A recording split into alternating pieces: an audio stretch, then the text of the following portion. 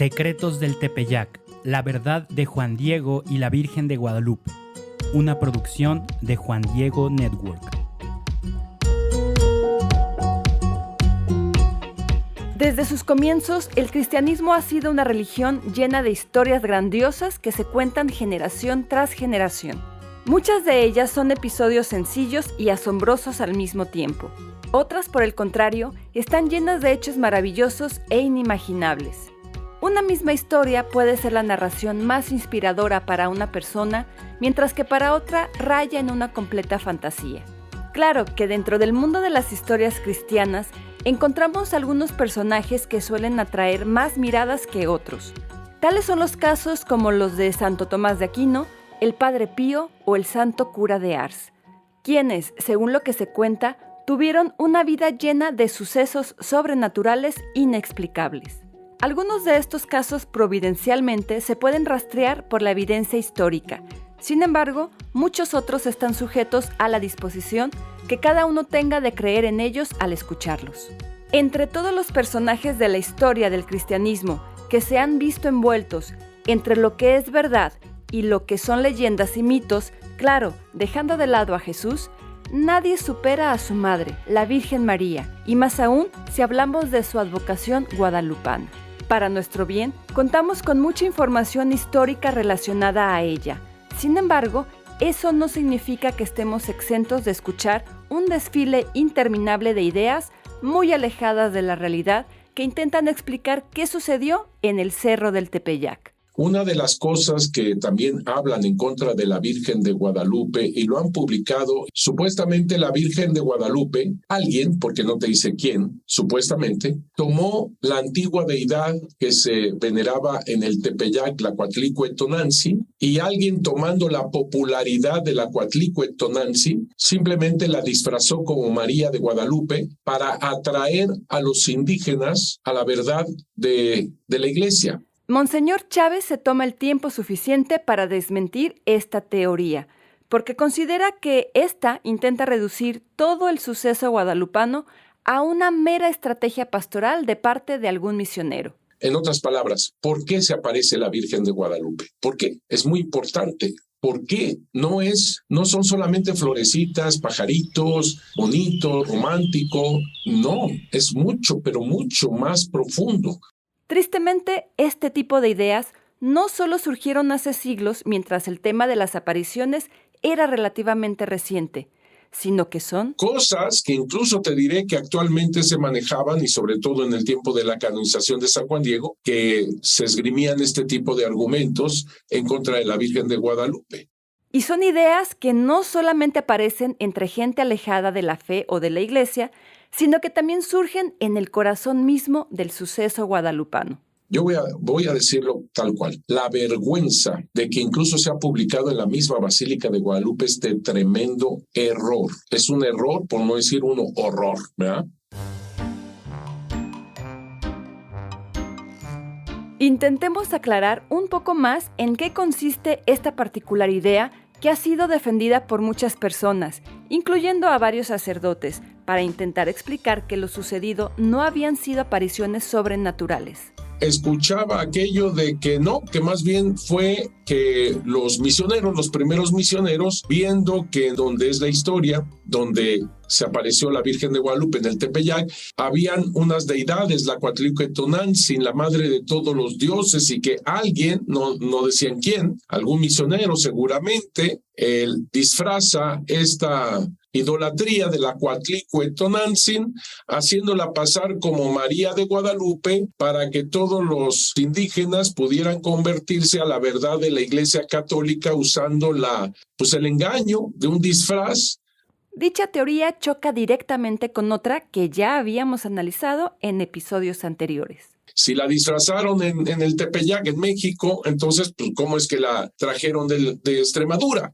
Monseñor considera esta teoría como una verdadera ofensa para todos los involucrados en ella, no solo porque reduce los hechos a un mero plan pastoral, sino porque incluso pone en duda una acción de Dios que la Iglesia, después de extensos análisis, ha llegado a la conclusión de considerarla verdadera. de que dicen esto no es de Dios. La Virgen no es de Dios, así que tuvo que hacer algo humano, ¿verdad?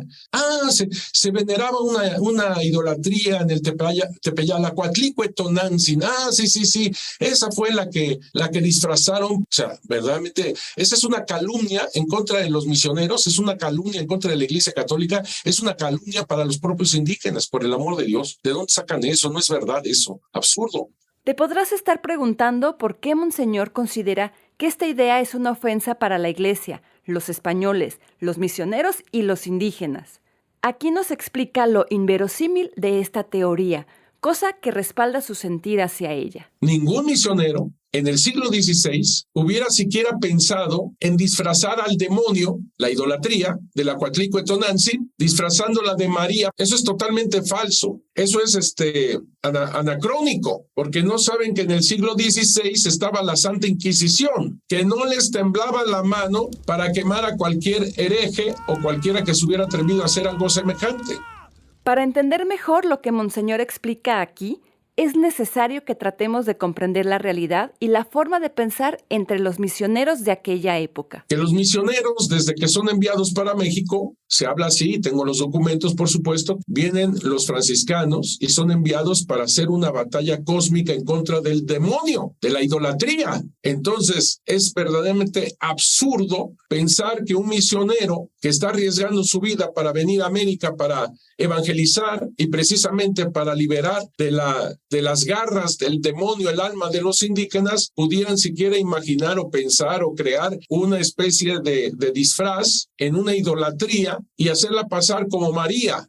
Porque aunque hoy en día a nosotros la palabra idolatría no nos haga pensar en algo tan malo, para los misioneros católicos de aquella época, la idolatría era un signo de lo peor que podrían hacer. La idolatría para ellos es simplemente el demonio, Satanás, el príncipe del engaño, de la mentira. Por lo tanto, es absurdo pensar que un misionero del siglo XVI pudiera siquiera atreverse a disfrazar al diablo, a la mentira, al engaño, para todavía hacer tontos a los indígenas y supuestamente atraerlos a la verdad de la Iglesia Católica usando al príncipe del engaño. Es verdaderamente absurdo. Ahora, un punto que vale la pena detenernos a aclarar es el que surge como confusión entre el nombre de la Coatlicue y el de Tonantzin.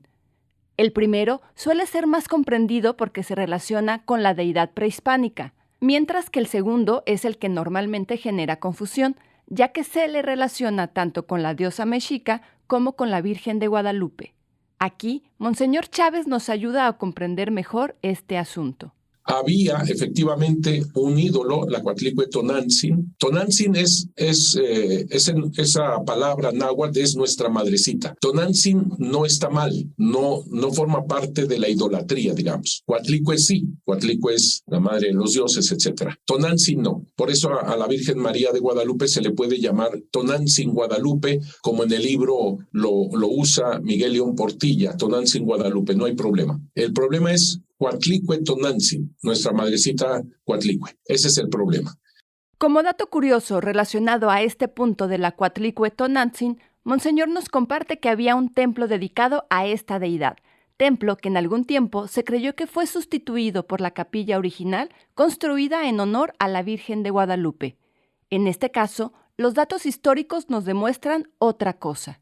Padre, pero existía la Coatlicue Tonantzin, sí, templo que se destruyó en el momento de la conquista, evidentemente. Ahora bien, tal parece que ese templo pagano no se encontraba en lo que nosotros llamamos Tepeyac, sino en el macizo del Tepeyac. Es decir, el Tepeyac actualmente, donde se aparece la Virgen de Guadalupe, es el cerrito que tú conoces, pero que estaba como con una costilla, como un columpio, estaba puesto con el cerro de atrás, que actualmente se le llama de los Gachupines, así se le llama actualmente, y entonces es un poquito más alto que el Tepeyac que tú conoces. Ese templo tal parece así lo dicen los arqueólogos, ese templo pagano se encontraría en el macizo del Tepeyac, en el cerro de atrás, que ya quedó actualmente muy claro que es otro cerro. ¿Por qué? Porque ya desde el siglo XVII se le empezó a quitar la cantera entre el cerro del Tepeyac y el cerro de atrás de los Gachupines, y actualmente ya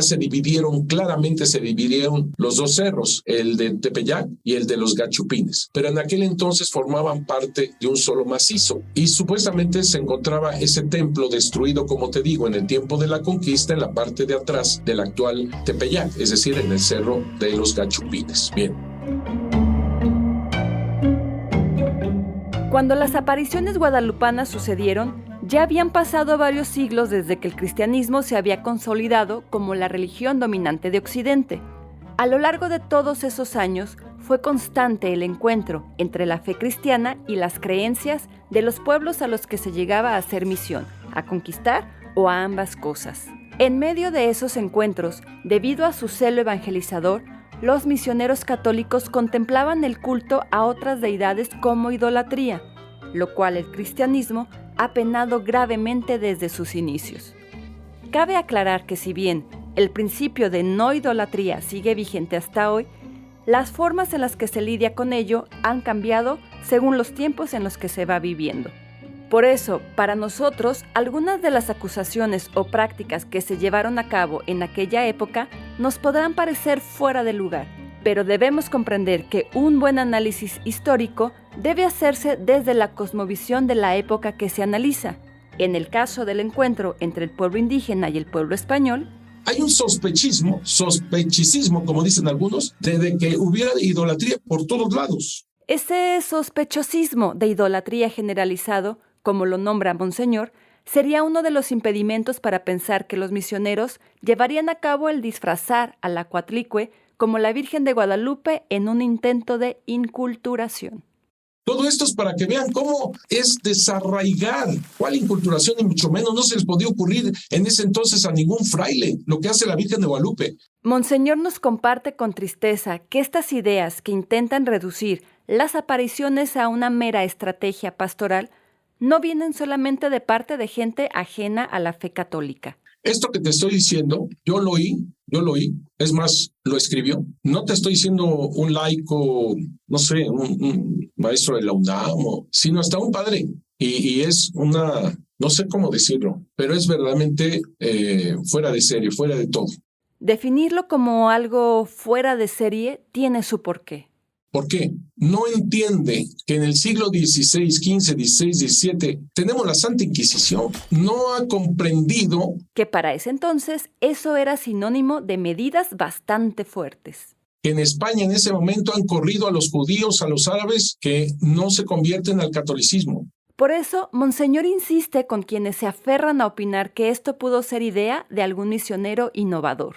No han comprendido la batalla cósmica que los misioneros tienen muy en el corazón contra el demonio, contra Satanás.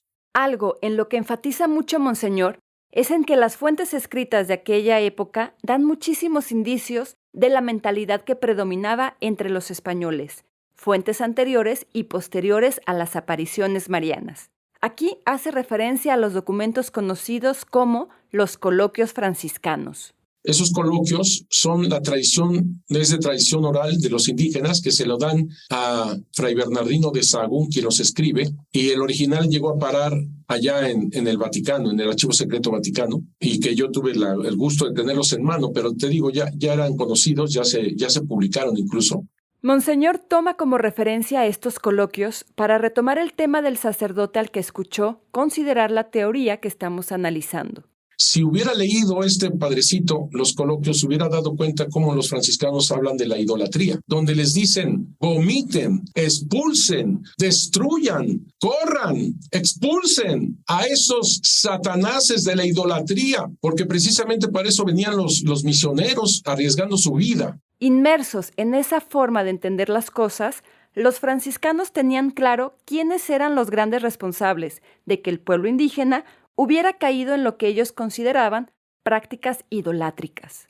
Y quienes tuvieron contacto con estas fórmulas satánicas culparon a los ancianos de estos tremendos errores. Errores que desde la perspectiva cristiana conducían a un final que no le deseaban a nadie. Para los franciscanos, y lo dice Sahagún, los ancianos merecían el infierno. Pero, ¿por qué? Porque el anciano capta que es la cultura, el anciano es la sabiduría, el anciano es el guía del pueblo. Y si todos estos indígenas tienen como centro de su religiosidad los sacrificios humanos, por lo tanto, ese sacrificio al diablo, a los ídolos, a Satanás, por lo tanto, los ancianos tendrían que ir al infierno.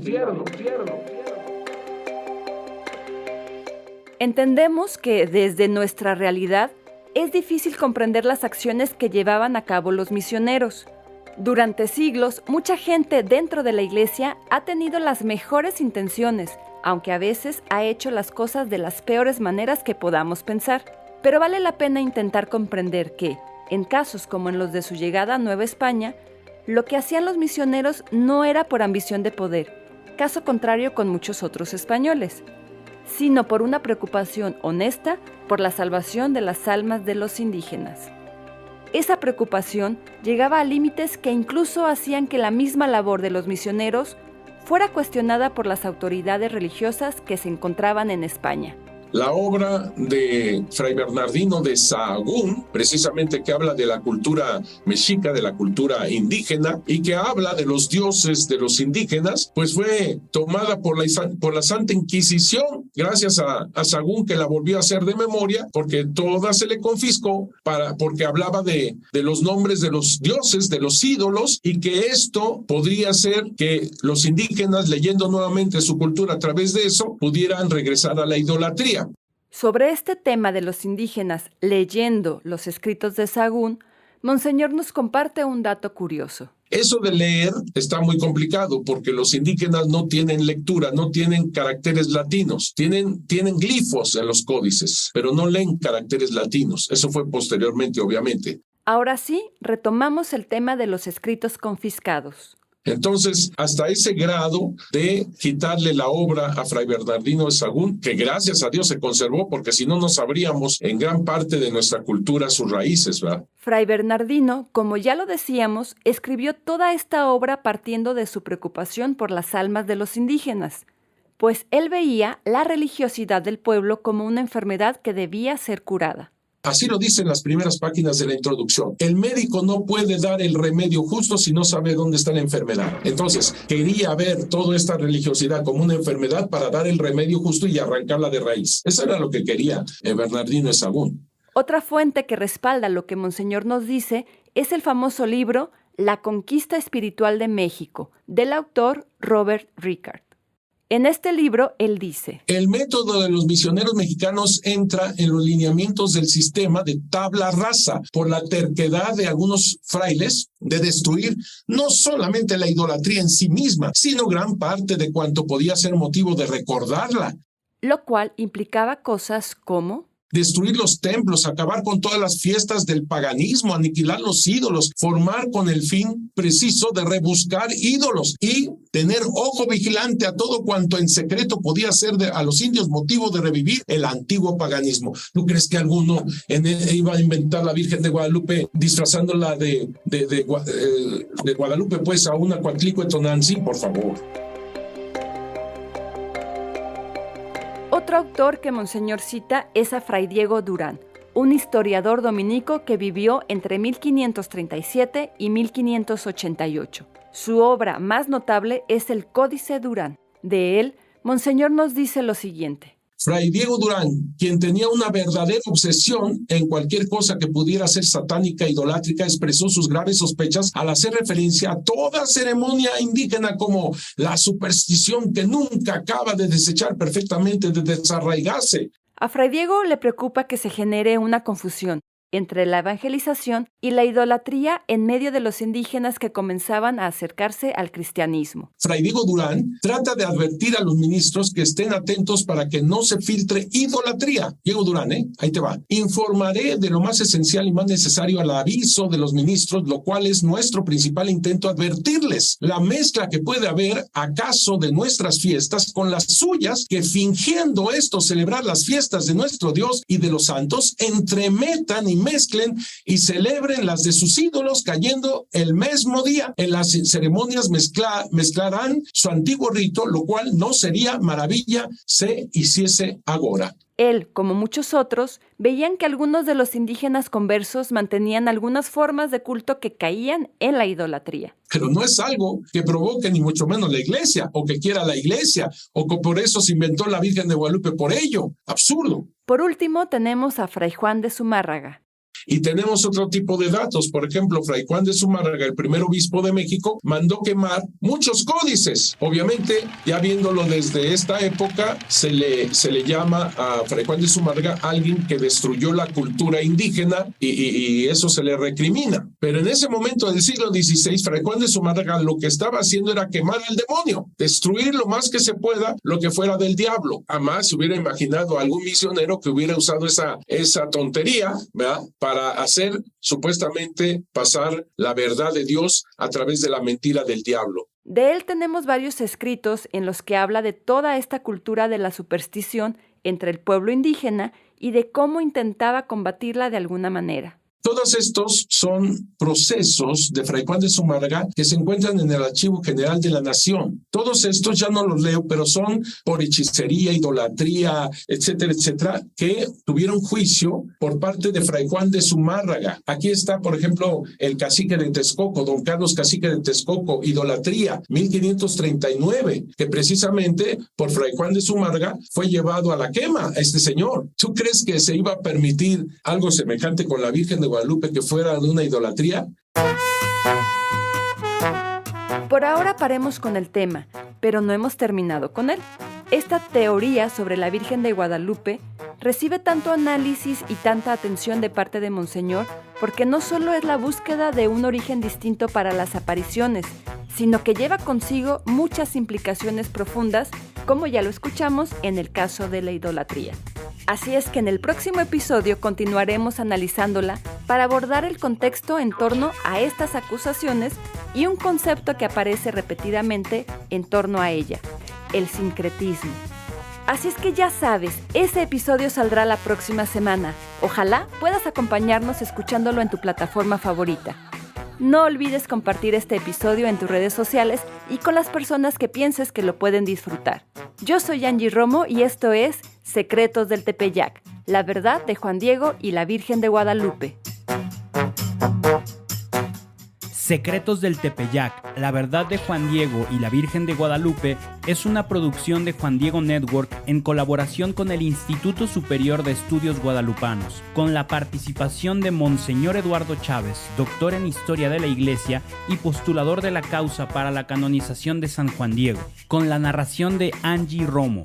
La edición de audio está a cargo de Gerardo Carrillo en 9 y Media Estudios. El diseño sonoro es de Gerardo Carrillo y Manu Casten. Investigación, guión, producción y dirección a cargo de Manu Casten. Nuestro asesor de investigación es el padre Pablo Arce. Diseño de portada hecho por Alexa Casten. Estrategia de comunicación Carla Fierro y José Manuel de Urquidi. Promoción y marketing, Connie Raya, Carla Fierro y José Manuel de Urquidi. La dirección ejecutiva está en manos de José Manuel de Urquidi. Visita www.juandiegonetwork.com para descubrir atractivos podcasts católicos. Y si vives en Estados Unidos, visita www.guadalupe2031.org para que veas cómo podemos ayudarle a tu parroquia, diócesis, orden religiosa o movimiento desarrollando contenido sobre la Virgen de Guadalupe mientras nos preparamos para los 500 años de sus apariciones.